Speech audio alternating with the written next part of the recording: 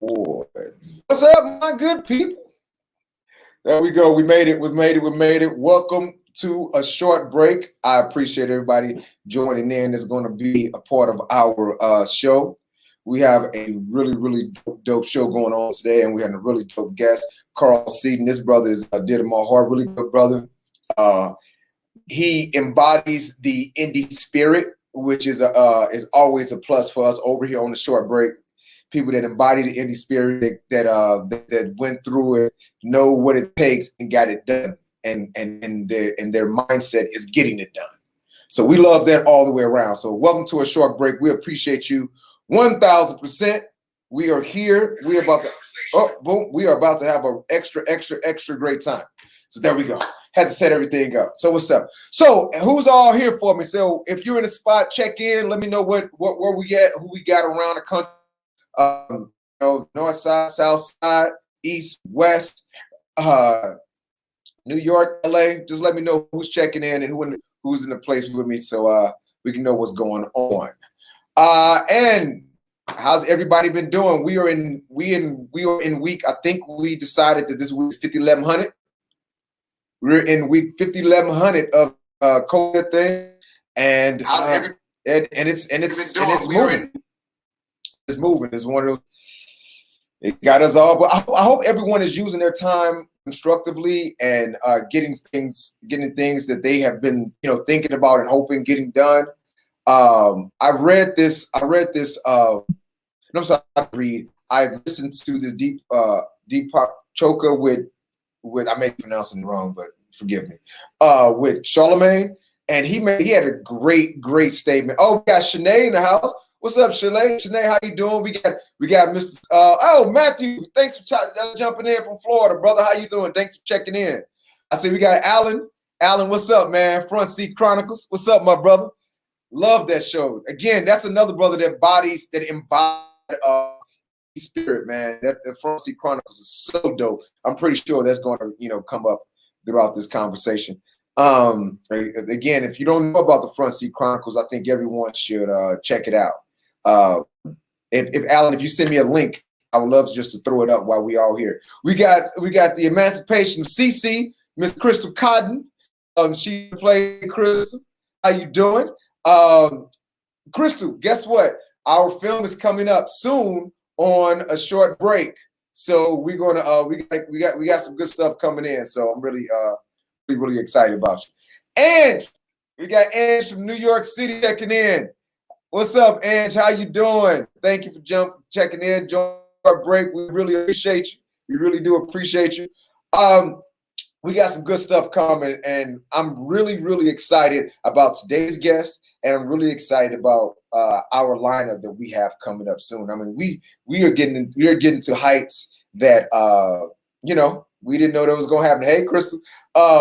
Again, we are in partnership now with blackfilm.com. So they're our media partner, and we are just getting the word out, because I do feel that the short form platform is a platform that's necessary, but I believe that it could be overlooked because it's always seeming like a stepping stone to somewhere else we want to go, which it is. I got to say, that's definitely what it is. But let's give them time to support these indie filmmakers that's grinding and getting their way to where they want to be, and also let's acknowledge some of these filmmakers that have gotten to a place that some of us are striving to, and they got their short terms. So, and they got some jewels and knowledge to drop down, and that's what we appreciate from the folks that we've had so far, from Morocco to Christine Swanson to everyone, to Jackie J. Stone, all these filmmakers who have come in and dropped some jewels on everyone. To our folks, we appreciate you wholeheartedly. Man, I'm going to have to put something up that I did not want to cover. We got St. Louis. Yo, St. Louis. So I'm gonna pop up some of our people that's chiming in. We got Crystal. We got Ange. Oh, Alan was good. We talked about Alan. There we go. Okay. We got a couple minutes before we get going. We're gonna get going on a short break pretty soon. But I have to say something about this, that what's happening right now, and we're just going to just talk about it for a second, but we can't go without it being without saying it.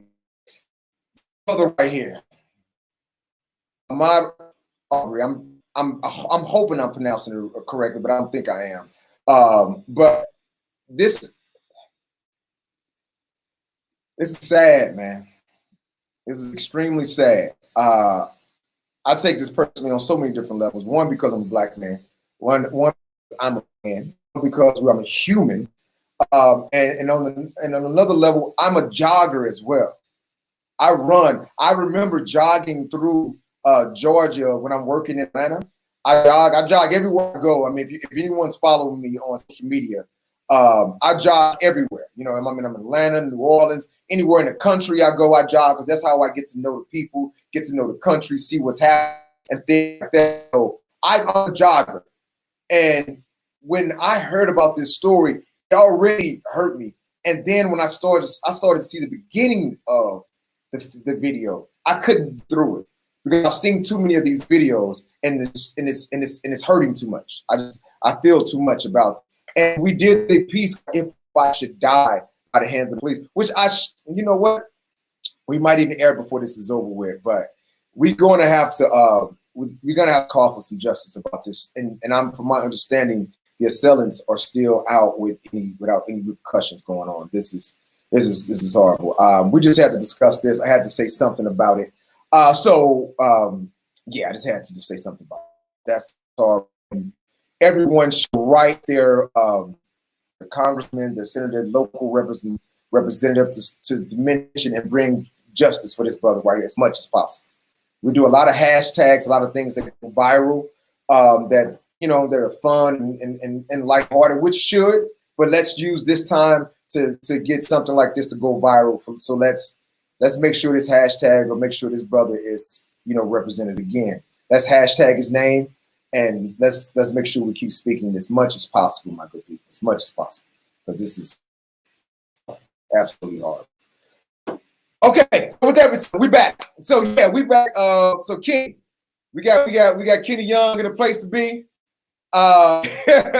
Checking in on us, him and E, straight up, a beautiful thing. So again, this is a short break where we highlight our short films, and I'm gonna bring up a brother who is again a visionary. He's a man with a plan, 1000%. He's focused, he's driven, and he's paid his dues. He's artist goes through to sharpen their craft and the dedication that he has provided is amazing. So, and the inspiration, I gotta say, this is a brother that allowed me to pick up some jewels from him, talking about filmmaking. And when I was going into my first short film of that, someone that I spoke with and had conversations with on a regular, and he dropped down some things that I didn't know about and helped sharpen my skills. So he does not only did he attain the information, he passes the information down to his folks or over to his people. So without any further ado, I'm gonna bring on the good brother, Mr. Carl Seaton. Mr. Carl Seaton, hold on, here we come. We got a little pause. What's going on? Hello, we there? All right, so we are at a quick pause. We got the internet. We're dealing with, my good people, and we are, making the best way. Oh, I see what's happening.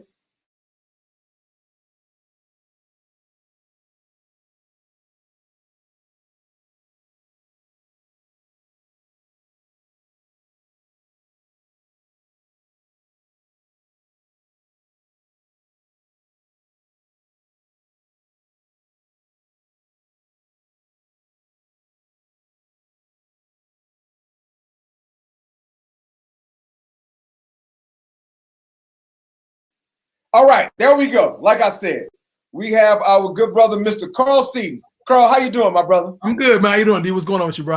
How are you? Oh, living the vida loca, man. Really excited about conversations we're gonna have and stuff that we got to talk about. How you holding up during these COVID times? I'm actually enjoying it, man. I mean, it's a chance to kind of reflect, reset, re-strategize everything. So I'm kind of enjoying embracing it, because for the most part it's always go go go go go. But to be able to sit still and enjoy this time and just think and enjoy the quiet, it's actually been pretty peaceful. Okay. So what are you doing with this time? Are you reading, or you watching film, or you sharpening the skills, or what is it that's occupying your time and your day? Oh, absolutely, man. I'm in the lab, man. Just like an athlete would be working on their craft. I'm working on my craft as well. So watching some good shows and definitely reading some books. Talking to other filmmakers. You know what I'm saying? Just constantly seeking out more knowledge. So I'm an eternal student. So I'm always trying to learn more and more. Okay. Yeah, that's a beautiful thing. You said and that's what we're talking about, folks. Again, this brother right, he said he's an eternal student. He's always learning, getting sharp. You still sharpen steel, and you always got to sharpen your craft while you're at it.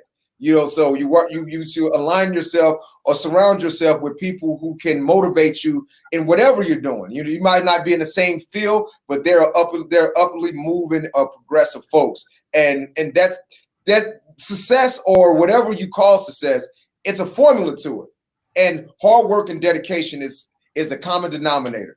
And that's what this brother is talking about right now. He's in his downtime and relax time. He's doing the thing. You want to share some of the films or books or anything that you're diving into, bro? Yeah, I'm reading this book, Human Nature by Robert Greene. Another book about body language. I'm reading the Francis Ford Coppola's Notebook about the making of The Godfather. What else am I reading? A couple of different things, man. So just different things about mentality, ideology, preparation, things of that nature. Hey, that's dope. That's really dope. That's really dope. Hey, I know you're a Spike fan too, right? Yeah, absolutely. Yeah. I wore this shirt in honor of you today, my brother. Check it out. Boom. But hold on though. Wait a minute. It has an add-on to it. Wait a minute, I don't know if you can check this out, but the add-on. Check it out, y'all.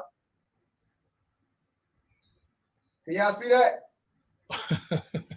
I see that. Yes. Wake up. That's what's up. Yeah, man. It's just a little something. Oh yeah, Spike was definitely the forefather, man, and you got to give props to Spike because he definitely not only did he make films, but he would write books demystifying the process. Especially like if you watch his first 5 films, each film there was a book that went along with it that broke down the process of making that film, which was it was a gold mine of information that gave me the plan to see like, okay, I can do this as well. Yes, that very much so. Very much so. We have Carl Seaton here talking, and we're talking about Spike Lee as inspiration to not just Carl and myself, but everyone on the planet. I believe everyone has been influenced by Spike Lee joint. No matter if you like his film, or even if you haven't even seen his film, you have been influenced by some of the slang, some of the things that he's turned to, like cultural language that we deal with right now. Like what I'm saying, like wake up, like. Yeah. And when Fishburne said that, it's everyone in the neighborhood starts screaming that out when they want to get their point across. Yeah. Yeah, he definitely planted the seed. That is super dope. So check this out. We're going to get going pretty soon, but we do a section over here at a short break. It's a segment where we want to talk about from beginnings, because we believe that like short films or like always it's a bridge to somewhere else, but we need to talk about that bridge. That bridge was there. That bridge helped us out, and the bridge helped us grow. I don't know what's going on. I'm loving it, dog. I'm loving how your hair going in and out. It's turning the sky. I'm loving it, man. I don't know what's happening.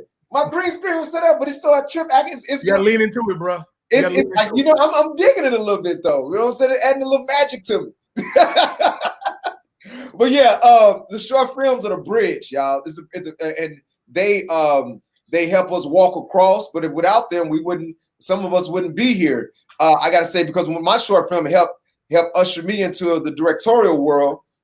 So again, we really appreciate it. So we want to go from the beginning. So we call it from the beginning. So it's a segment that we do. We have some questions that we would love for you to ask. I mean, the answer, I mean. So here we go, good sir. Here is a short breaks from the beginning. These are some questions that we would like for you to answer. You know, take as much time as you can, as much time as you need, but this is on you. Could you go and answer those questions for us? For example, I started off. Who was the first mentor, that helped push you in the right direction? You know, that's a hell of a question, man. It's funny. I would give it up to my. I had a professor in film school. Actually, she wasn't even a film school professor. She taught African American women writers. Her name was Sheila Baldwin, and we read various books in her class. And I mean, she would give you a broader perspective about storytelling. And she was like one of the first people to. We read this book called The Street by Ann Petrie, and we have a lot of discussions about it and things like that. So we developed a great, you know, friendship based on that classroom, and we're still friends to this day. And she was one of the first people to really, more so than say I believe in you, she gave us money to do the very first short. So she put her money where her mouth was, more so than just saying you can do this. I believe in you. I'm going to invest in you. So I would say she was one of those people that reaffirmed to keep going in the right direction. So it would be Sheila. Shout out to Sheila Baldwin, man. Yeah. And Sheila, if you can hear us, if this gets to your ears by some magical way, just as my hair is going in and out in a magical way, we appreciate you and thank you. Next question. What was the first camera you ever shot on? Super 8. Super 8. Bougie, huh? It's long before digital. Digital wasn't really thought of yet, and film was a little too expensive in the first school I attended. We were using Super 8 cameras. We had those little cartridges. You pop into the camera, you shoot. You'd have like maybe, I'd say 4 to 6 minutes a roll, and you'd have to go to the store to get it processed, to get the film out. You get a little spool of film. Yeah, so Super 8. Wow. Okay, good stuff. All right, when did you realize that you were a director?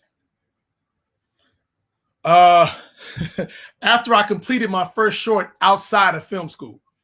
So after I graduated from film school, me and my buddy Kenny Young put our money together to shoot our first short, and it took us 2 years to finish it. And I mean, so every dollar we got, we put towards finishing this film. And once we completed that film and we screened it for our friends and family and so forth, even though it wasn't perfect, it was our first one. It was our first effort. We were excited to say we set out to do something and we accomplished it. That's when I realized, like, okay, I'm a director, but I still got to keep learning. Okay, beautiful, man. Where did you get well, I think you kind of answered this already. Where did you get the money for your first short film? So when I was graduating from film school, I got a big family on both sides, so I invited as many people in my family as I could, knowing they couldn't come to the graduation, but they would send me money. So all the money that they sent me, I put towards that film, and then Ken also put some of his money towards it as well. So we wrangled up enough money to get the film done, or at least get into the can, and then we did it in stages. We got enough to get the ball rolling, get production going, and then the next step was post-production. All right, so was it one of those situations that, all right, you say, let me tell you what helped me when it comes to like when it got to directing. I had heard all these horror stories about people shooting a film and the film never getting done. Yes. So many people like, oh man, we got all this footage and never got done. And that was in my mind that was not going to happen for me. That was one thing I knew for sure that was not going to happen. Yeah. So and shout out to Ismael, good brother. He edited about that, my first short. But I knew I wasn't going to make that happen. But in your case back then, did y'all just have the money to shoot, and then you had to raise some more money to production? And how much time was that in between? You said 2 years? Yeah, so we had the money to shoot, and then it took us, because we were editing on the Avid, and at the time I think it was like $50 an hour to edit. So we would get enough money to edit a couple of hours back and forth. So like I said, over the span of 2 years. But to go back to your question, we had sat down and made a promise, like, we getting this done, because like we'd seen a lot of horror stories as well. We've seen shorts, we've seen feature films and so forth. And we've seen a lot of people that would talk the talk, but wasn't really, when it was time to deliver a finished product, they wouldn't be anywhere they wouldn't be anywhere around. So we wanted to make a point to finish what we started. So no matter how long it would take us, we were not going to just abandon that project. And in doing that, we learned a great deal about the process of moving towards completion and mapping things out and learning how to plan that we apply later on in life when we're doing our feature film as well. Okay, all right. Last question, real quick, and I this feeling is so unique to everyone. So I really like this question.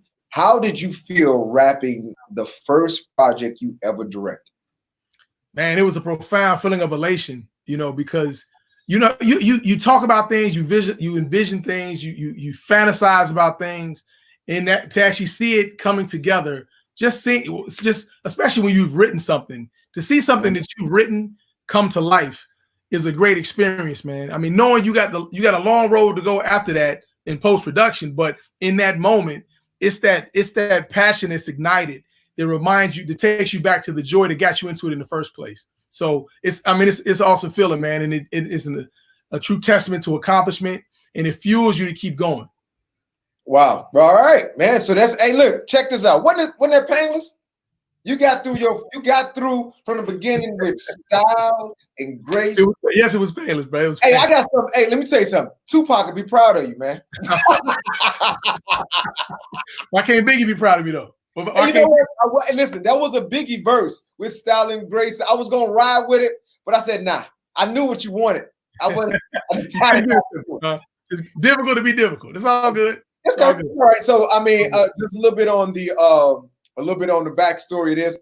I believe that Tupac is the greatest rapper of all time. He's number one. Carl and I have had this debate. I'm not even going to say what number he put Tupac in because I don't want Carl to feel the backlash of. I don't care about the backlash. I stand by it. And here's what friendship means, Carl.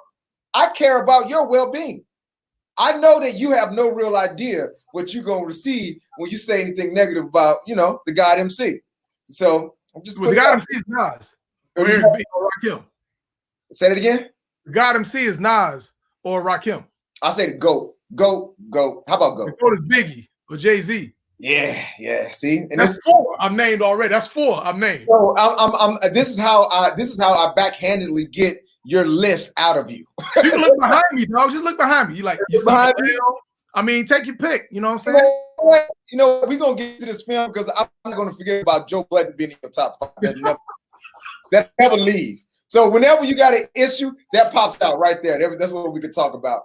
We got some people. Hey, Alan got a message for you. I pay no mind, Alan. I stand by it. I just named 4 MCs. I just named 4. Yeah, I know, Alan. I don't get it either. But hey, man, like assholes, man. We all got one. Exactly. Like what DMX say on that album? He said, man, those are your friends, man. This is what it is. You just gotta deal with them the way you gotta deal with them, even if they're wrong and they don't know what they're talking about. You talk out your ass. That's hilarious. Okay. Hold on, hey, and Alan got one more message for you. Hold on, here it is. He said, yeah, I hear you. I feel you. Yeah, we get it. Yeah, people that matter. So we appreciate you, Carl, for making it through your from the beginnings. So my good people, we're going to take it off. Carl, I'm going to take you off for a second. We're going to bring you right back to say a couple things before your film because we're about to get going. Okay. Okay. All right. Boom. All right, my good people, we are here, and boom, boom, boom, boom, boom. Oh, this thing is acting up. There we go. Nope, that's not it. This is it. Here we go. All right, my good people, we appreciate you and welcome to a short break. So let me tell you what a short break is. A short break is the intersectionality between audience and filmmakers. It's something that we put together because we love short films and we love filmmakers, basically, not just short films. We just love stories being told. And we knew that the short film is a way that filmmakers were able to express themselves by the means that they had with them, or their wit, or their inhibitions, their growth, whatever situation to get them going. So that's why we love to highlight short film, and then there are some amazing short films because there's some amazing filmmakers in this world. So this is how it's going to work. A short break is we're going to show the film in its entirety first, and then we're going to run the film again, but we're going to mute it, and then this is the time where the audience can ask the filmmaker any question that they would like to ask. how did you get this shot? How did you get your actors? How do you do any question you want? And then, but also the filmmaker can comment on their film, whichever way they want. Look at it as a DVD commentary where they can talk about, hey, we stole this shot, or we work hard for that, and all those type of things. So that's excuse me, that's what a short break is, and that's what we're about to get going with right now, people. And without any further ado, we are going to bring back the good brother Carl Seaton so he can say a few words about his film, KARIM. There we go. Mr. Seaton, there. Yeah, I'm here. Take it away, man. Take it away, brother. This is on you. First of all, thank you all for stopping by to check out the short film. It's a 12-minute silent short. Don't look for any dialogue. If you're doing something else, you may want to, take a pause and pay attention because the story unfolds visually. I wanted to do this specifically for a reason. It's a cinematic story told with the visual language of cinema. Yeah, man, it was a great experience. Got to make it with a lot of my friends, and my cousin was my DP, so it was a great experience. And there's a great story behind it we'll discuss afterwards. So take a look at it and enjoy. There we go. There we go, my good brother. So, my good people, without any further ado, I present to you KARIM by Mr. Carl Seaton. We're going to have a great conversation afterwards. And we're starting up.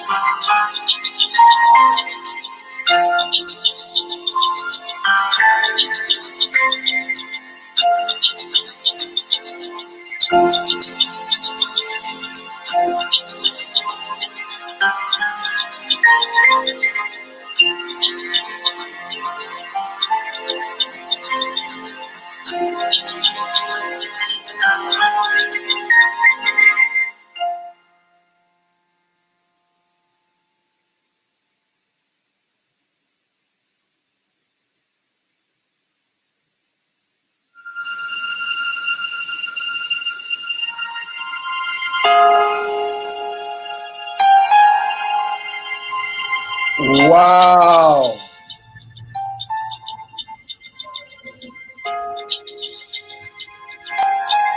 Everybody, we should start getting these. I should start seeing the clap hands in the comments right now, right?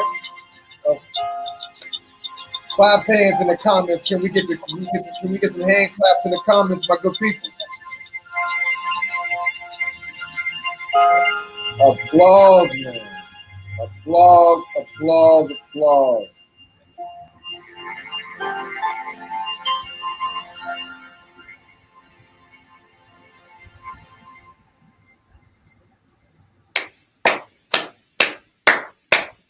Good work, Mr. Seaton. Good work. Thanks, man. Good work, man. Hold on. I gotta say, man, in light of the current climate, I gotta let people know that this film is 10 years old. And listen, I'm about to bring that up right now. Bring that up right now. Hold on. Give me 1 second, brother. Since this is my platform, I'm mute you. I'm muting you for a minute. My good people, welcome to a short break. And this is what's about to happen right now. And we're going to give this brother all the props he deserves right now. Everybody, let me start seeing y'all. Let me see them hand claps. And this is a silent film that you just watched. When was the last time you sat and watched a silent film and was engaged? Some of y'all can't remember when. Some of y'all can't remember how. But it's just what it is. I see I'm getting somewhat of a delay because of the fire that was just dropped. So I'm going to fix that in just a second. So we're going into a short break. Let me tell you what it is. A short break, again, we talked about this earlier, is the intersectionality between the audience and the filmmaker, and it allows them to have a shared experience of watching the film together and then having a conversation about it afterwards. And how we're going to conduct this is that we're going to restart the film again. But we're going to start the film again and we're going to start it from the beginning. But what we're going to do is watch it on mute. And this is the time frame where the filmmaker can comment on anything that he or she sees on the film that they would like to comment on. Notes, for example, oh, we stole this shot, or I love working with this actor or actresses, or whatever the situation could be. And it gives the audience the chance to have a conversation with the filmmaker, ask any questions that they may have. How did you do this? What lens did you use? All these things that I think people would like to know, and informative things that can help educate you and take you to the next level. And again, this is we are a little, we're a little loose around here at Short Break. So you can ask whatever question you want. It's up on the filmmaker if they want to answer it or not. But don't be shy. And you have two ways that you can ask questions. One way that you can ask questions is through the comments, like we've been doing. Everyone's been posting a comment on the side, and you've been able to read it, like this one right here, for example. Love this short by Nona Smith. Thank you, Nona. A good man. Boom. There we go. Thank you, Chaz. Those type of things. Or I'm going to post right now. This is the link that you can copy and paste. That you can, I just put it on, that you will be able to log in and have a conversation with us just the way that we're talking. It'll be a video conference. So it is definitely up to you if you would like to jump in and ask a question visually and have a conversation that way, or ask a question through the comment section. So that's what a short break is. And I cannot wait to jump into a short break with Mr. Carl Seaton talk about the complexities of this story, because for me, it was really, really interesting to see how, without any dialogue, to tell a story, and that's a testament to the director. So without any further ado, we're going to bring back Mr. Seaton. Now, I would like for everyone to type their questions, ask your questions, log in if you would like. I can see you. Don't be shy. This is a family environment, and let's just be family and have a family conversation. So, Mr. Seaton, what's up? What's up, man? All right, we're back. I just told everybody what a short break is, and I'm going to throw up your first question by Shanae Sharon. There we go. The inspiration behind it, there were two sources of inspiration. The first inspiration was the fact that I hadn't shot anything in over 3 years, so it was a challenge to myself to kind of get back in the game. I had done a feature film a couple years before that was trash, and I pretty much stepped away from filmmaking. So it was around my birthday. My brother sent me $200. And I said, you know what? I'm gonna shoot a film with this $200, and that's what this turned out to be. This film was $200. And the second inspiration was all of the violence that was happening in Chicago, specifically Chicago. I didn't realize it was gonna get much worse as the years progressed, but in 2010 was a pretty violent summer, and I was pretty frustrated at that level of violence, especially at the expense of young Black men. Okay, great question. Thank you, Shanae, for that question. That was really cool. Here's another one from Matthew. What is the interpretation to get of doing the film silently rather than attaching voice? Well, I wanted to challenge myself, and I'm a big fan of graphic novels and visuals. You know what I'm saying? I love visual storytelling, so I really want to flex that visual language as hard as I could. So I want to write something with no dialogue. That's number one. Number two, economically, it just worked for me to have no dialogue as well. Because like I said, the budget, $200. So I once again, it was a challenge to myself. Like, okay, I want to tell a story. A sound man alone will be the whole budget. So let me figure out a way to tell this story without dialogue. And I was, writing it and trying to make sure that it made sense to the viewer without having to say anything like that. So like I said, it was a personal challenge. Okay. That's dope. So we can get into it. I wonder if questions, boom, again, like we said earlier, if you would like to ask a question through a video chat, you can copy and paste the link below. And all they're going to ask you to do is permission to use your mic and camera while you're doing the question or in a conversation with us. So I want to let everybody know you got an option and a chance to do that if you would like. We encourage you to do it. Let's make this a family affair and get a little more personal with each other. I'm going to remove this, but I will have the stream. I will have the link rolling behind us for it to see. So quick. Okay. So I saw a few things, and the Jordan reference again, like you said, this was shot how many years ago? 10 years ago. 10 years ago.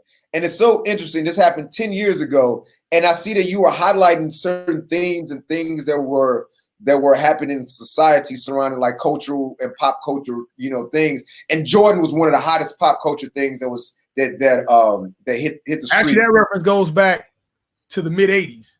The mid 80s, right? In fact, when Jordans first dropped in Chicago, you see cats on the bus in their socks in the wintertime because somebody got them for the Jordans. I mean, it became a serious thing. In fact, Chicago had an issue with colors. The gangs had their specific colors designated to each other. But when Jordans came out, that kind of eliminated all of that. So Jordans were a huge thing in Chicago, especially being the Bulls and so forth. So a lot of cats got lumped up for their shoes, or if not worse. So it was so for it to still be in existence to this, in 2010, and even now, I saw some cats on social media in Atlanta lining up to get some Jordans this past weekend. So it's still a culturally relevant thing. So I want to tie that into this heinous act. Okay. We have a question, another question from Matthew, actually. Go ahead, Matthew. He said, how difficult was it for the actor/actress to do the film silently? It wasn't difficult at all. I mean, everybody in this film I'd seen work. I'd either worked with before, or I'd seen their work, and everybody. So I didn't have a casting call or no one really even auditioned. I said, hey guys, I'm doing a short film. I think you'd be great for it, and everybody was down. And when we discussed it especially with Fred being my lead, I discussed it with him, told him what I was trying to do, and then let him, you know, flex his muscles, man. And it's a testament to all of them as actors, how they knew that I'm taking your voice away, but you have your whole body as your instrument to tell this story. And they all embraced it and, you know, took it to another level. You know, it really, I wrote it one way, but their performances took it off the page. Oh, and the actor that we're speaking about is Fred Thomas Jr. And the thing about Fred is he's such a great visual actor as well. He emotes his how he feels so well. You're able to pick up on his cues as an actor and be able to interpret it and be able to swing with him, because he's very precise on what he chooses to do. And whenever you're dealing with someone who's precise and you can't predict what they're going to do, but you know what world they're playing in and how they are. It's much easier for actors who's playing with them to swing with that person. So there's a difference. I've played with actors that they're phenomenal, but you know that they're not good in the ensemble. Like they don't shine in the ensemble. They can't, you know, build on certain things. And this is something, a testament to Fred, and also what he can do with his talents. But it's also a testament to you that you take the time out to search out talent. You take the time out to look to see who's out there and what type of actors that you want to play with.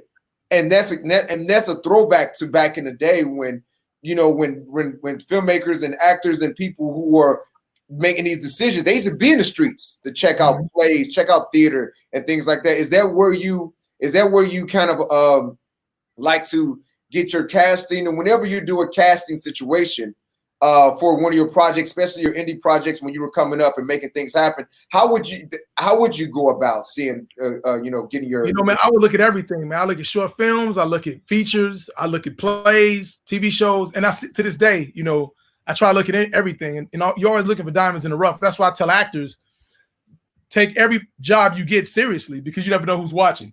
You know, I see some folks, they'll look at a project like, oh, this a little itty bitty project, ain't nobody gonna see this. You never know who's watching, because you're always looking for, you know, that extra light. You're always looking for that special it factor thing, or that diamond in the rough that you can implement into your own projects. So I look, and now with technology, you know, people drop monologues and short films and things like that.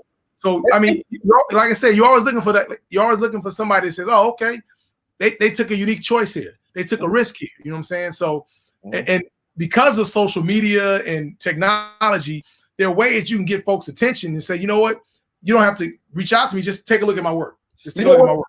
That's interesting, because again, like we have to look at the times that we have with us. Then this COVID situation, we're all in the house, and a lot of creatives are looking for ways to express themselves. So, are you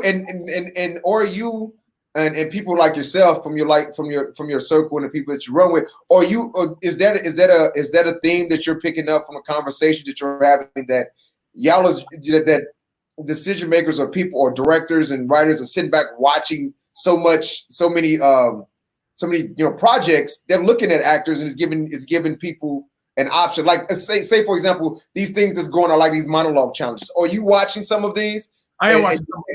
You are? I mean, it's unfortunate that it took this pandemic to launch that, because I've told several acting classes that I've spoken in, like, you want to get people's attention, I challenge you all, do a monologue a day, 10 days straight, or a month, 30 days with 30 different monologues. I know that type of effort that is required for something like that, but to get people's attention, because you have so many people, here's the thing, it's pros and cons with technology. It's easy, you can shoot something off your phone now, edit it and post it all from your phone. That's a pro. The con is you got everybody throwing everything in the kitchen sink at you. So you can get 50 different monologues and 45 of them be terrible.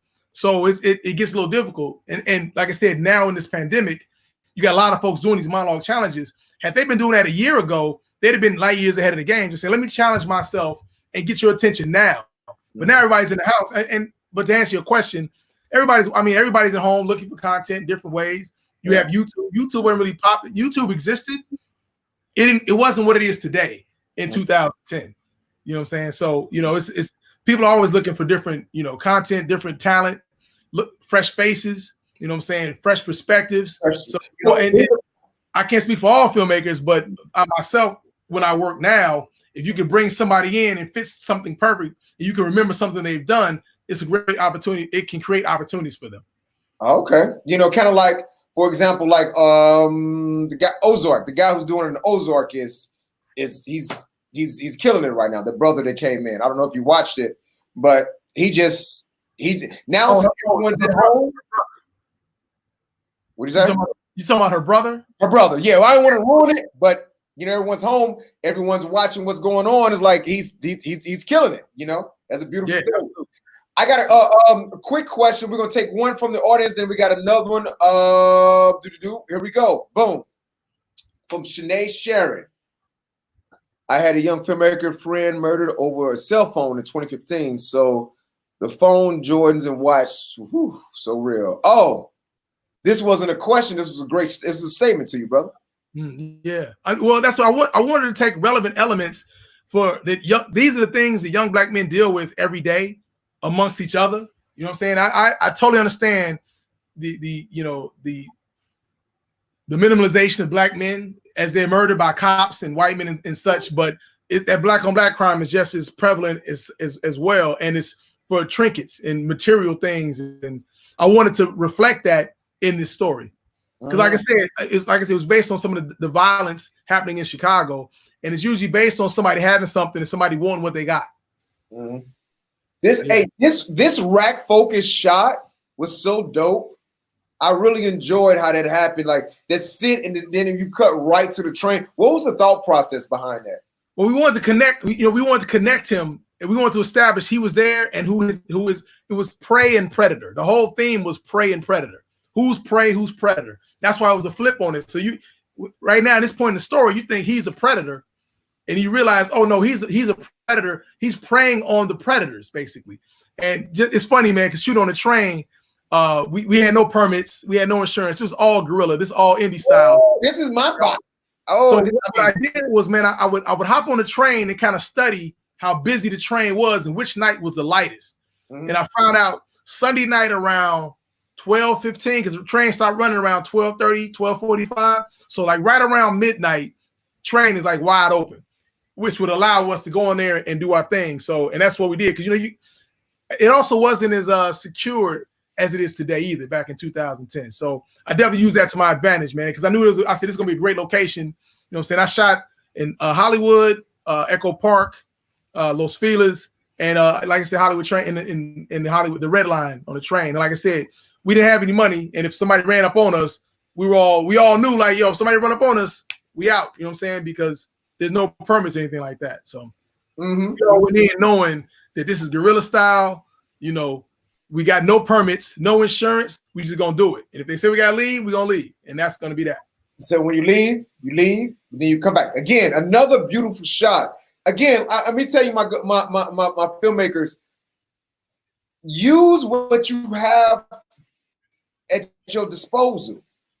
Like the added value of certain things. Like if you travel around the city, like one thing I love to do is like ride bikes. So I ride bikes around anywhere I go. Yeah. Because one thing, you get to know the city in a manner that some people don't get to see, and you're able to get into those nooks and crannies.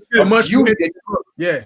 And like you said earlier, man, I'm a runner as well. And I learned LA running LA. And like these viaducts and these underground paths, these little nooks and visual elements, I'm like, oh wow. You kind of create an image bank of spots to shoot at. So when I was shooting this film, I said, this has a gritty vibe, this has a cool feel. You know what I'm saying? So I put all that in there. And I wanted to, like I said, this took place specifically in a playground because I wanted to remind people of the innocence of youth, which is why this violent thing happens in this playground. So I try to layer everything, you know what I'm saying? Nothing's arbitrary. Everything is mapped out specifically to have a meaning and a purpose and an intention. There's no lost frames, basically, is what you're saying. Yeah, no lost frame. Every frame has a meaning in behind it. Yeah, got a question for you right here from Alan. We all know Alan, don't we? We shot on 5D. We used the 5D, 50mm lens, and we cut it in about 3 days. And then, but here's the thing: we cut it in 3 days, took a little moment to look at it and realize there was a moment where it wasn't connecting. So there's a moment later on where it rewinds to kind of connect the dots. And that's and it was really about the ambiguity, because ambiguity is the devil to a storyteller. So I want to make sure the audience totally understood what was happening. So that rewind motif that we use after this sequence kind of puts everything together, so you understand this happened all after that, the traumatic event. Alan, we appreciate that question. Also, Alan, by the way, I would love to have you on the show. We'll talk about it offline, but yeah. We definitely would love to have you on the show, and the things that y'all were doing over at Front Seat Chronicles. We just super dope and adding to the culture. Another question, we got a boom statement from Maya. I also loved how you can see the characters wasn't really like that. How you took okay. Thank you, Maya. Yeah, I want to use an everyman. I didn't want it to be a hero that was like stoic and cold. I wanted a dude that felt compelled to do something, didn't really know how to do it. So I really, in talking about it with Fred, like let's make him messy. You know what I'm saying? Him vomiting, him being nervous, him not really knowing how to do it, but doing it anyway, just feeling compelled to say, I have to do this because of what I witnessed. Okay, Alan had a quick follow. Was that all with one lens? Yes. All this was shot with one lens. Yes. That's impressive. I mean, some of us, the people who are cinephiles and people that are filmmakers understand how impressive that is. Yeah, and I gotta give props to my cousin, my DP Cameron. He was a monster with it, man. And I've been watching him through the years do work, and he would send me his work. And then one time he sent me a music video he shot down in San Diego. I said, yo, man, you shot this with your camera, your 5D? I said, okay, now let's do some work. And I got to give a lot of praise and credit to my cousin Cam. Was there a silent film that influenced you, or anything, or a silent filmmaker? Yeah, HBO Boxing did a short film with Will Sylvance called what's it called? I Still Have a Soul, about a homeless man who was training to be a boxer, and that just rocked me because it's about 2.5 minutes, but it was silent. And I thought it was one of the dopest things I've seen in a minute. And that was one of the catalysts that got me thinking about doing a silent film, because it was amazing. Oh wow. That's really dope. Yeah. Really dope. Is there cool. My good people. Now I see we got a young Anthony right here. Yeah. Yeah, so you got a young and it's tight. You got his brother works out all day. No, I'm stop playing. Anthony's a good brother. Where did you see Anthony in this group? And what is this? My bad. I have another question. This right here. This is the beginning. Is this what you were speaking about? Yeah, that's the beginning. Well, there was a moment after she shot the guy and she gives him the shoes, a motif where it rewinds, and that takes us back to the park. And the origin, right? Say again now. I say it shows you the origins of all this, right? Correct. Yeah. Even in the wardrobe, I had them in darker, muted colors. I had Anthony in a brighter color to represent life and youth. And that's what I was just about to ask. The wardrobe. Now, was it how particular and how much detail did you go into the wardrobes? Because they all they have on like a darker motif and bringing some type of like heavy energy. What was your thought? And did you have a wardrobe person? I was a wardrobe person. Well, like I said, it was a wardrobe discussion. You know what I'm saying? Like I said, the crew was myself and my cousin Cameron. That was the crew. So I was the wardrobe, driver, crafty, locations, AD, UPM, all that was all me. So, that's what it was. And so in discussing this, we talked about the wardrobe. You know what I'm saying? We talked about, so Fred's wardrobe was like, you're gonna be an everyman. So you're gonna be dressed like a blue collar, worker who works in sanitation. So we put that together. And then the crew of Predators, we're going to be dressed in darker colors to kind of give this ominous kind of tone. And Anthony's character would be in this lighter fare. And then the little girl would be in this depressed, homeless type of state where you don't know how wayward she was or where she came from. Just knew that she's coming from, more than likely, she's coming from a broken place. So that when he offered her that cupcake, that might have been the last, who knows when she had something to eat since then. That's true. I see. There's a lot of hints and a lot of nods to Chicago. How important is the city to you and what you would like to represent and that the world know about your city? Well, because it was the idea was spawned from all of the violence in Chicago. I wanted to give that feel that I wanted to definitely have an urban feel and an urban vibe. And I really wanted to tap into Chicago. That's why I threw the Garrett's popcorn in there, the Jordans and things like that, so that I wanted to feel like it was in Chicago. And I know it's palm trees in there and all that kind of stuff, but I wanted to feel this. I wanted to feel this gritty urban vibe. And you know, just props to Chicago. Me being from Chicago, I wanted to acknowledge that. And real quick question: where did you get Butterfly Rose Ellis? That's a name for that is a name right there. What did she was 11 at the time. She's a very talented actress and the daughter of Kimberly Elise. And yeah, and Kimberly worked with her to get it because it's so funny because we were shooting, she couldn't stop smiling. She was always smiling, and we're like, you got to be serious. You got to be this, you know, this really, you know, stoic, detached little girl, and she definitely, you know, was able to execute that in a masterful way. And yeah, so and I have to give props to Kimberly for working with her and getting her there as well. So yeah, I mean, that's where it came from. This is where it came from. That's how because she is stoic and she handles this very, very well. She has a profound understanding of performance as well. She already had an innate performance, understanding of performance. So she was already had her. So did she come up? Is she in doing film or what? No, not anymore. Right now, that was back in the day. Like I said, she was 11 at the time. You said she's 11 at the time. She's like, now I'm done with that.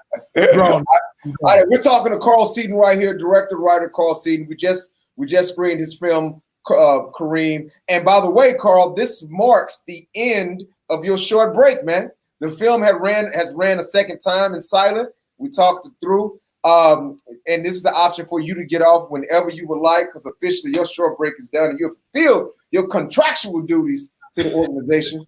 I'm all good, man. Anybody got other questions, man? Yeah, and here we go. Now, this is what we call overtime with a short break. It is a complete ripoff of Bill Maher. It is shameless. I tell you right now.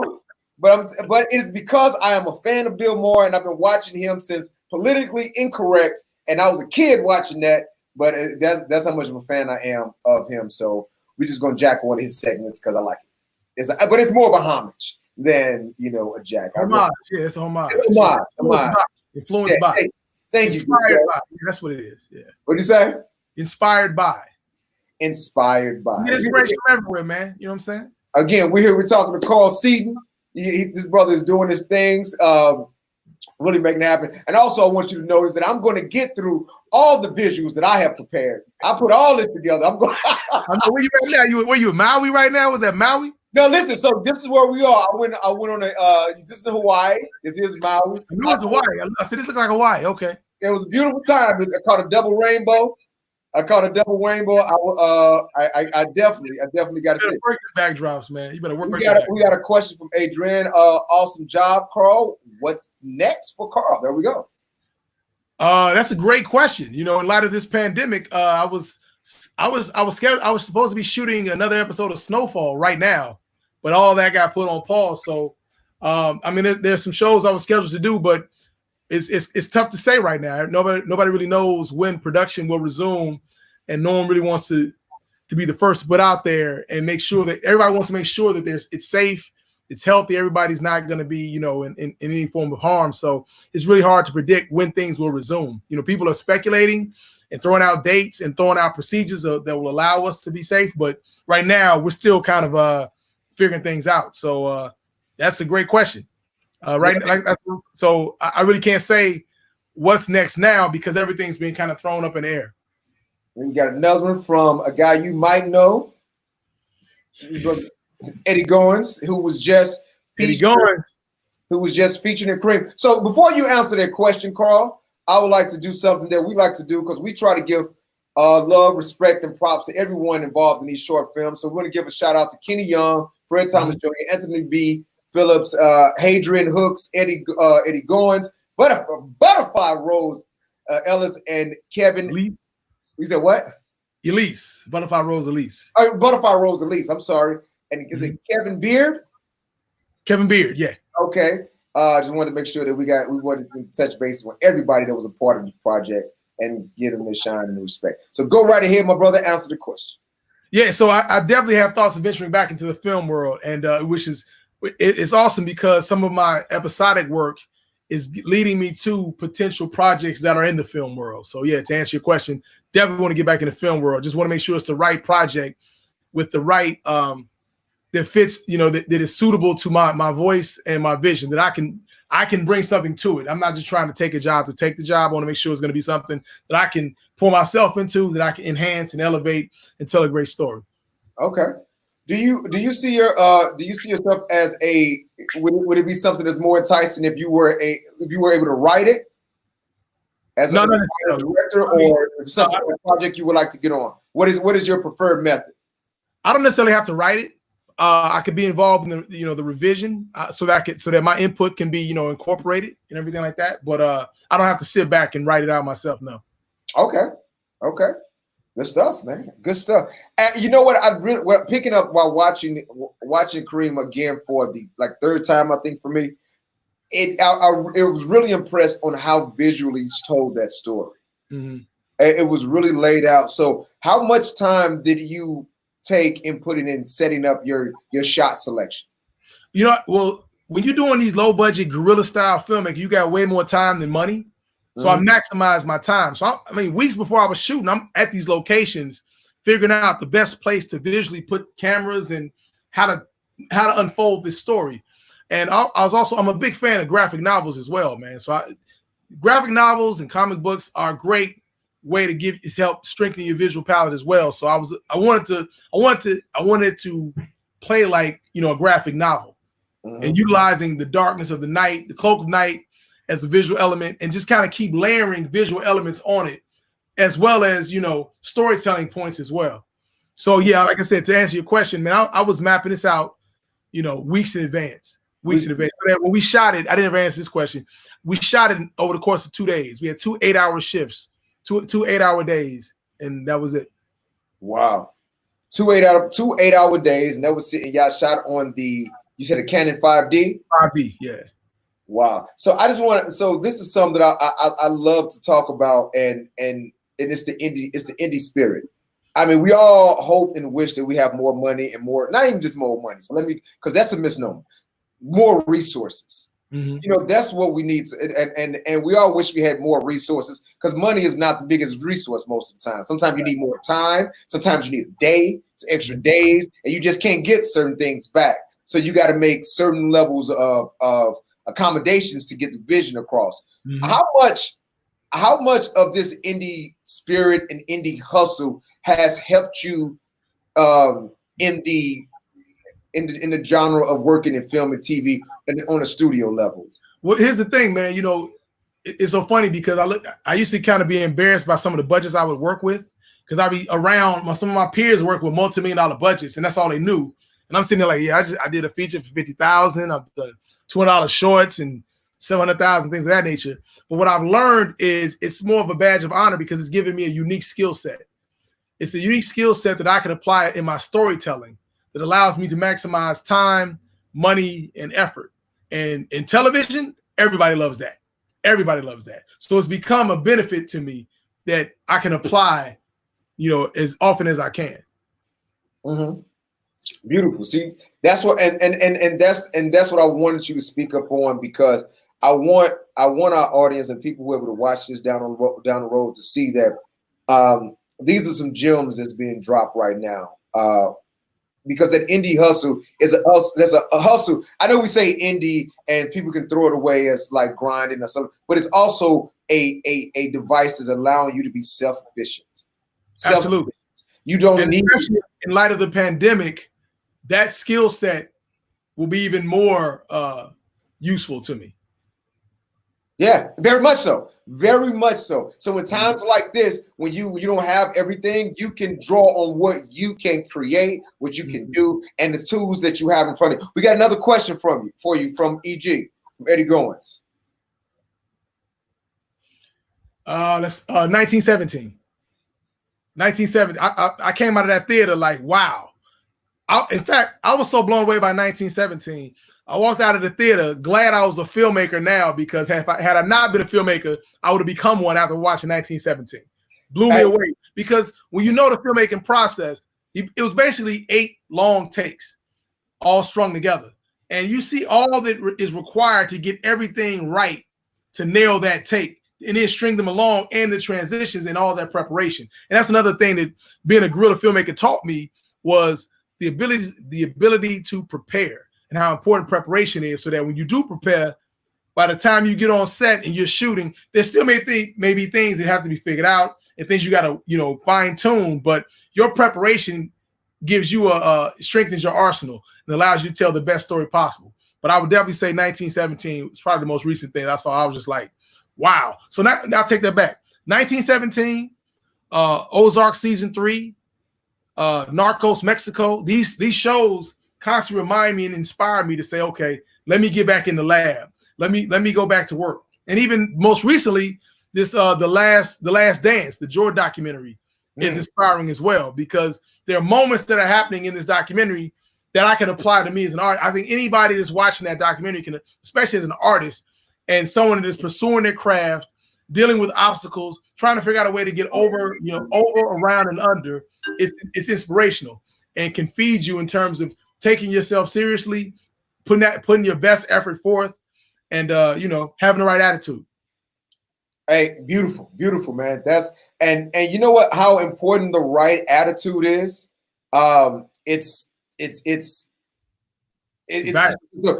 the thing is, and this is some jewel that I'm gonna drop down. Like this I might even take a segment. I might even create a segment that says "dropping down jewels." For real, I'm so serious. Hey, again, what's up, brother Tiche Joseph? If you watch 1917, watch it on the largest screen you can. If you can't watch in the theater, which theaters aren't really happening right now, but find the biggest screen you can, dude, because to watch on your phone is a disservice. Phone, iPad, laptop is a disservice. You want to see this on the biggest screen possible. Yeah, Jazz, it's a beautiful film. You want to see it on the biggest screen you can. Seriously, it's excellent. It is super excellent.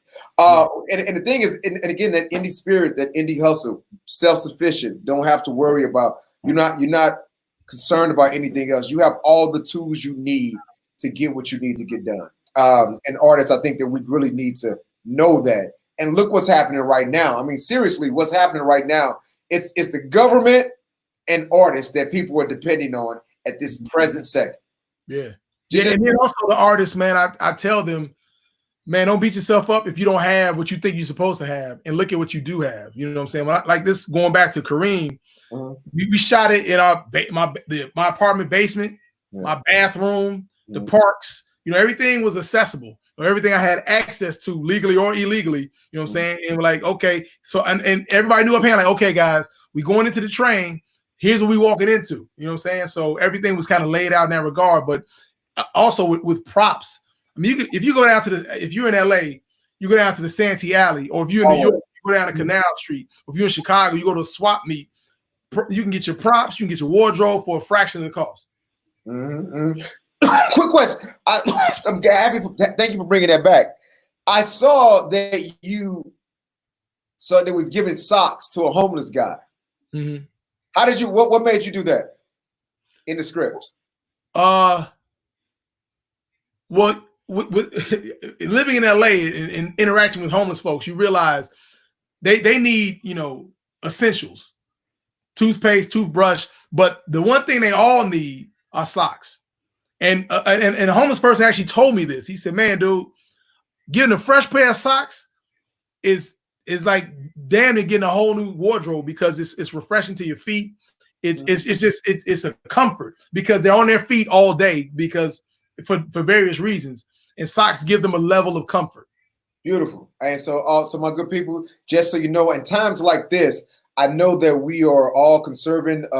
We're conserving as much, you know, resources that we have, and we have to, because no one knows what's going to happen next. But what we do know is, you know, if we are in a position that is, you know, maybe of fortune, we have a little more things going on than others, and we see our brothers and sisters is out there, at the very least, give them a pair of socks. You know, a clean pair of socks, bottle of water, every little water. Why not? You know, for the most part, they're grateful. They have gratitude. Every now and then you can you run up on somebody that is maybe not mentally there and may lash out, and just know they don't take it personal. They're not lashing out at you. They're fighting demons that are much larger than you. Exactly. And we all need help, just so you know. We all need help sometimes. So I'm gonna close it out with this last question right here from Alan. Go for it, Alan. He said, good stuff all around. Brothers with an S. That means me. Thank you, Alan. Gotta go do the daddy thing. But before I go, what type of stories feed the writer in you? Thank you, Alan, for that question. Man, stories of transformation. Authentic transformation, you know what I'm saying? Where you see somebody go from A to B and the journey to get to A to B, especially when it's not a straight line, you know what I'm saying? Because and I'm referencing going back to this Jordan doc, because that's the hot thing right now, and being reminded of his journey and realizing what he had to go through his first 7 years before he got his first championship, and how he never wavered, he never gave up, he never pulled back on his level of intensity. He kept his effort at the same level of consistency. He kept developing his game. He kept building and building and building to achieve what he wanted to achieve. And when he got that first trophy, to see them tears in his eyes was real. I mean, it was just impactful. Because, like, you see when somebody gives their all towards anything, when someone gives their all, their effort, their attitude, their energy, and they achieve, it's a whole different ball game. So, you know, stories that, you know, speak to that are really encouraging to me and inspiring. Beautiful, man. Hey, Carl, I want to say thank you very much, brother, for being a guest on A Short Break. We appreciate that. We appreciate you dropping down some game to the people who are coming up, or people, you know what, and then people who are established are watching this as well. It was like, hey, let me use this and integrate these tactics and tools into my development. So, I mean, it's all the way around growth, man. And I say thank you to you as well, man. I mean, I haven't watched it in years, man. So to watch it again now was like, it was really cool. And it's always great to be reminded where you were, to see your growth.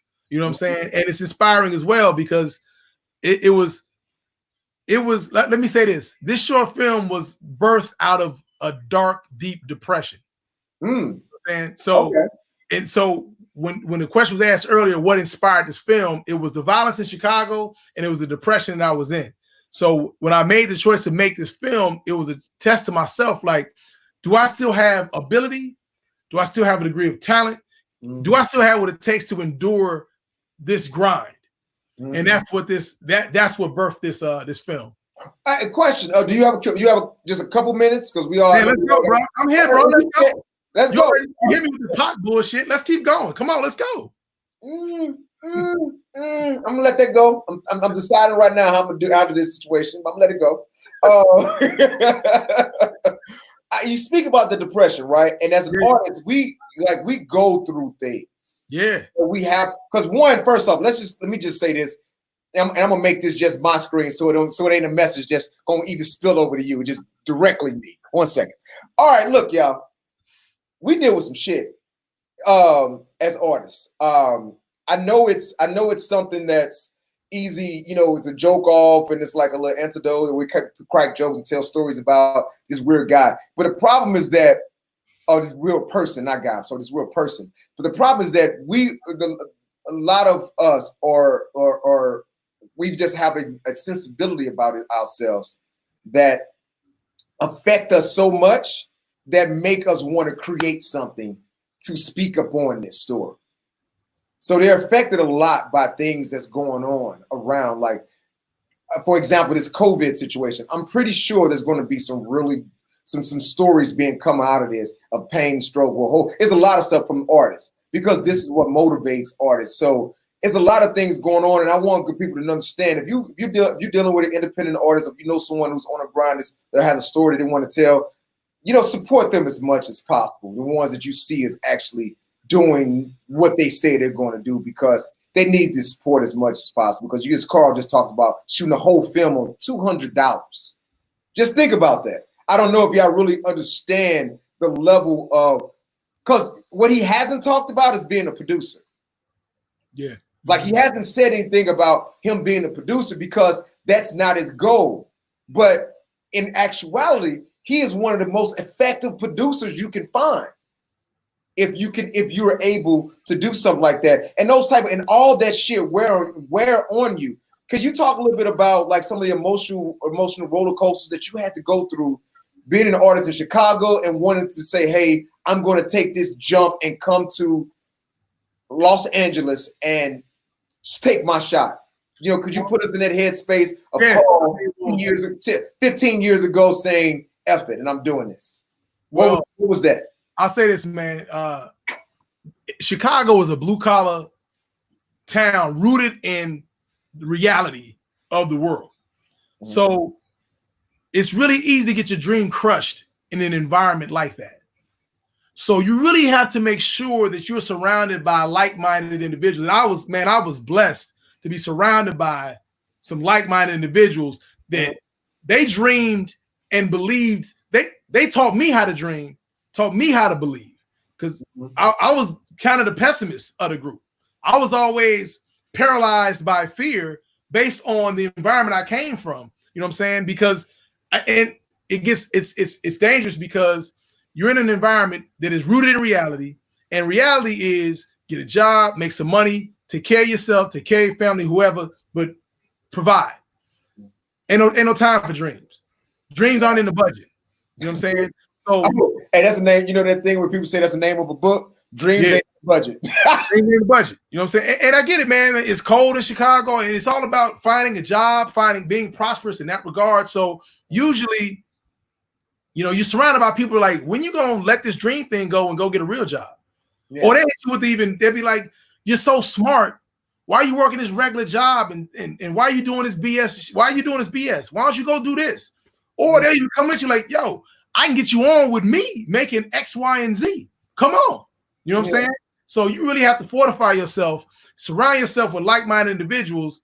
And, you know, like I said, I was blessed, man, because my frat brothers, Kenny Young, Phil James, I came up with these guys, and these guys were insanely, passionately driven, and they believe.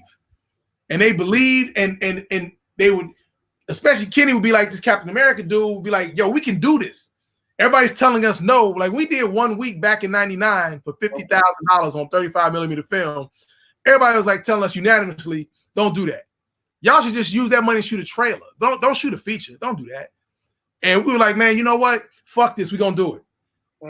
We gonna do it and just see what happens. You know what I'm saying? So you just gotta jump out there. But it's much easier said than done. That's in Chicago. Now, when you get out to LA, you're dealing with this industry. And LA is all about perception and facade and all that bullshit. You got people pulling up in, you know, Range Rovers and rocking the Gucci bullshit and Louis Vuitton, all that kind of shit, but they ain't got no furniture in their crib. You know what I'm saying? So it's smoke and mirrors out here.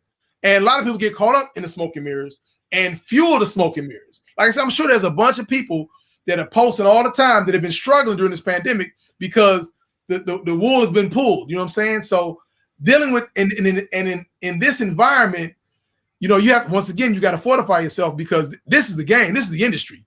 This is the business. So you get knocked down, you get kicked, pushed aside, and most importantly, you get ignored. You don't matter until you matter. You know what I'm saying? So if you don't matter to yourself, this shit will eat you up. And I remember one of the biggest lessons we learned early on was whatever your insecurity is, this industry, this town will magnify and exploit and will be used to crush you. So once again, you got to really steel yourself. And I'm not saying it's a quick, easy fix. This is a constant working thing. You got to work at it daily. You know what I'm saying? That's why people have vision boards. And not just vision boards, man, but you got to constantly remind yourself, this is why I'm doing what I'm doing. This is my intention. Here's where I'm trying to go.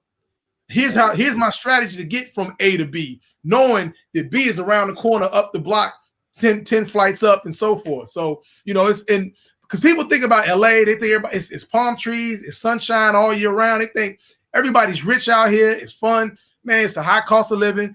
The grind is real out here. The grind is real. And you have to really embrace that grind, accept it. And then also you have to learn to say, you know what, if you get knocked down, man, get down and be like, you know what, I'm down. You get punched in the mouth, like, yo, I got punched in the mouth. Receive it, accept it, and then find a way to get up and keep going. And I'm not saying get right up. Just like back in the day when Jim Brown was running the ball, he get hit. He always get up slow. He didn't pop right up because and by getting up slow, you didn't know if he was hurt or not because that was his style. So that when he was hurt, you would know. You know what I'm saying? So you got to take them hits. Ain't nobody, no one is invincible. Like a lot of people like to make you think they are invincible and they got all the answers, they got everything figured out. Man, this industry is like high school. It's cliquish. You know what I'm saying? It's an in crowd. You can be in, you can be out, you can be back in, and all that kind of shit. And chasing that can kill you. So I'm happy you said that. A question for you. So I see that you were able to. I mean, like through your through your career, you've had some highs and lows like everyone, right? So what is it that allowed you to deal with the highs and also accept and deal with the lows? Is that something? Is there a common denominator that you use in both set of scenarios that allowed you to stay in a mental space that is healthy? Or tell me that. I mean, I was fortunate because every couple of years there'd be some form of success or some type of accolade or award or something that would happen that could be a reminder that you got some talent. Keep going. You know what I'm saying? Also, I already possess a degree of humility that tells me I got to keep learning. I want to play in the pros, so I have to discipline myself to educate myself to learn to execute like the pros. And the lows were like, I mean, you know, the lows were just the lows. You know what I'm saying? My biggest low was that trash film I did in 2007. That was a punch to the gut because from various different angles, and that one rocked me. And I didn't see, and it rocked me because I didn't see it coming. I didn't see it coming, and I think the biggest thing about it, man, as artists, we care. You know what I'm saying? We care about what we're doing. I mean, these hours are long. They insane. This is not a 9-to-5 job. You thinking about your shit Monday through Friday, Saturday and Sunday, 2 a.m, 2 p.m. 24 hours a day. You thinking about your shit. You know what I'm saying? So you never cut it off. You really can't even afford to cut it off. So because you care so much and you invest so much, when it goes to shit, it's just like, it's devastating. You know what I'm saying? So what was that when you were in that devastated point, and what was it that helped push you and keep you going? Because I'm pretty sure people that are going to listen to this are going to look at this situation like, hey, and they're going to Google your name. They're going to IMDb you, which is what they're going to do. They're going to see these. They're going to see the successes, and they're going to see the beginning, but they're going to look at successes more. That's what they're going to focus on, right? Yeah. So what could you share? What was it like when you were at that point that helped you keep going? Because we all know, like I say, for example, speaking of which, Eddie Goins was one of the guys. When I first moved out here and I was talking about what I'm going to do and all the things that I'm going to take care of, the brother said, yeah, man, just so you know, it was a bus of those same ideas basically being dropped off every day. A busload. Busload. He's basically telling me, man, all the stuff you're saying is just words until you put action or you develop or cultivate a mindset that you're going to win, you're going to get this done, and you're just going to give up. What is it? So I'm just saying, what is that it has to be something in you that pushes you to do things that most people can't do, but it's some stuff that people can grow from. Well, so the first thing I had to do was admit to myself that I was in a state of depression. Because I was in denial about it for a minute. But then you realize, like, man, I ain't watching TV no more. I ain't watching movies. I'm not experiencing any of that. I'm just existing. You know what I'm saying? In this numb state. So admitting that was the first step. The next step was reclaiming my joy. And when I say reclaiming my joy, I went back to the essence, man. I went back to the movies of the 80s. I was watching The Warriors, Last Dragon, Revenge of the Nerds. I was watching all these films. Carlito's Way. Hey, hope y'all recognize that Pacino laugh I just did. I mean, Shark Tank. I watched the gang. I watched all of Spike's first five films. Hollywood Shuffle. I mean, Partners in Crime. I was watching things that got me excited in the first place. You know what I'm saying? They gave me that joy. You know what I'm saying? I went back to Do the Right Thing is the movie that I saw that made me want to become a filmmaker. I went back and watched that. I went and got the Criterion DVD just so I could watch that and experience that feeling again.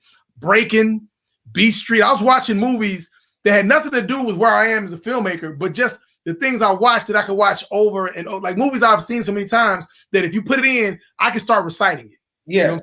I went through all that. Boys in the Hood, Hollywood Shuffle. I could 5 Heartbeats. I can roll them off. You know what I'm saying? Mm-hmm. And that started reminding me of why I started doing this in the first place. I had to go back to that. And then like, okay, that's what got me in the game. Then I started reading some of these books again. And that started reminding me of that. So that helped reignite that passion and that fire. And then I hit a proverbial fork in the road. So that the trash film I did in 2007 got me into DGA. So pause for a second. I just want to let you know, people will be Googling the hell out of you in 2007. Just put it out. That's cool. I own it. Listen, I own it. It's a trash film. I own it. You know what I'm saying? That was my biggest fear of making a trash film until I made a trash film. And I was like, oh shit, I made a trash film. Well, what you learned from that trash? When to say no. When to listen to your gut. Because my gut the whole time was like, yo, get the fuck out of here. This is not for you. But my pocket was like, oh, yes, it is. The car's on the shits. You know what I'm saying? Yeah, you need this. How bad could it possibly be? You know what I'm saying? So yeah, the learning to say no, listening to my instinct, and trusting my instincts, and saying, you know what, this isn't for me. Something better is gonna come, and I gotta believe in myself, and I gotta believe in the process, knowing that something better will come. So those are the biggest lessons I learned from that. Knowing is going to be okay. Yeah, but you know, it's easier. It's so much easier said than done. Clear. When you're facing rent or eviction or worse, and you're like, man, something better gonna come. When is it gonna come? You know what I'm saying? So that looming fear over your head, learning how to quiet that fear, and that is much easier said than done. Much easier said than done. Much easier said than done. But I want to just speak about the same situation from another vantage point, like looking. When we're in it, we're so close to it. We're so close to that picture. We can see the grain, we can see the follicle. We can be so close on it. But again, when you have people who are they get a step back, they're a little removed, they can see more of the bigger picture. They have a better understanding to tell you about, you know, hey man, you're gonna be okay because look what you possess. And again, we're in it, so we're just thinking about like the things you just said: rent, gas, insurance, living, food. You know, it's a reason a lot of people in shape because a lot of good workout stuff out here in LA. But also the other reason is that people hungry. So they say, "Hey man, I'm gonna work out this hunger, and go work out at 2 o'clock in the morning because I'm like, fuck it, I'm gonna work out this hunger. I'm hungry. I'm gonna eat it. I ain't gonna eat this. I'm gonna say this tomorrow. I'm gonna work out anyway. That's how. You work out that hunger. You work out that frustration, that anger, all that. All that. So I was saying it to say, like, the people normally that are surrounding you can see you better than you can see yourself sometimes. So you just gotta have that team around you, kind of like what you were saying. I want you to expound on that. That team around you that's going to help push you and motivate you, because your team and the people that you are in, that you interact with, can sometimes see things that you can't see, again, because you're so close upon it, or you just not seeing it. So how important is that to have that sharpen steel element around you and in the progression of your career artistically? It is, and in life. Outside of your talent and your own personal effort, it is right up there. Because especially in this industry, no one has ever gotten where they got on their own. Somebody has helped them elevate. Somebody has pulled them up. Somebody's given them an opportunity. No one can say, I did this all by myself. And if they did that, they on some bullshit. You know what I'm saying? So it's vital.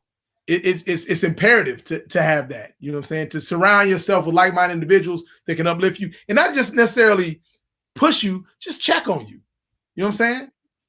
Just check on you. You can really simplify it in that regard. Just someone to have your interests at heart. Yeah. You know how you feel. Somebody that fucks with you and not the idea of you. You know what I'm saying? So I have a litmus test. You know what I'm saying? I have a small circle of people I hang out with.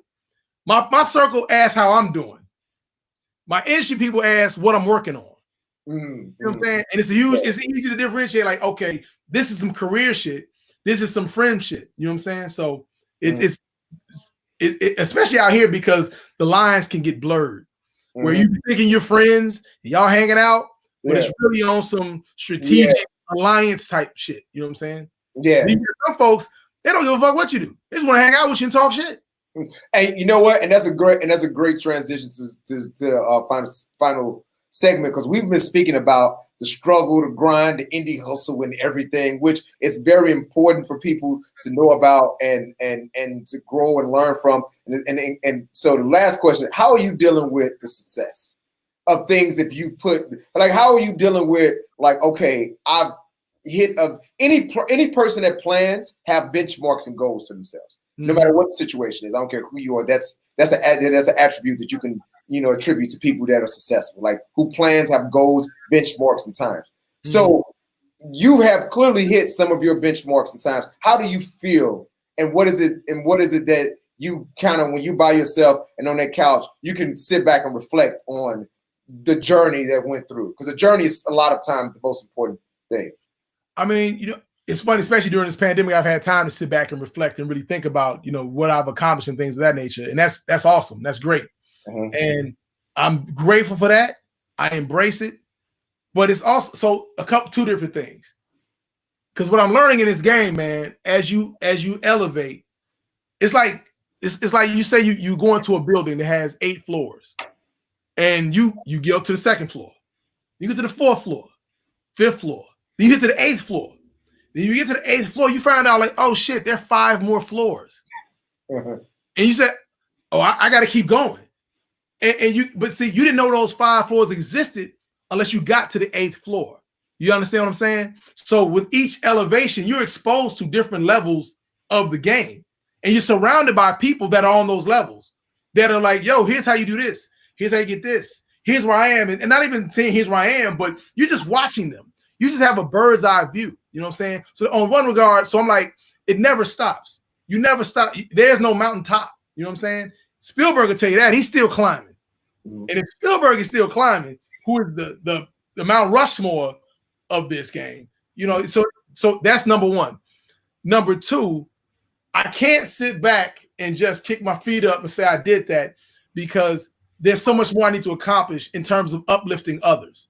I have an obligation to pull. You know what I'm saying? So I gave myself 3 years to learn, 3 years to inspire. And then after that 6th year, I want to start to hire, you know what I'm saying? And give people opportunities and be in a situation where, careers are launched. You know what I'm saying? Like my career is where it is because of John Singleton. You know what I'm saying? He gave me an opportunity that I took and ran with.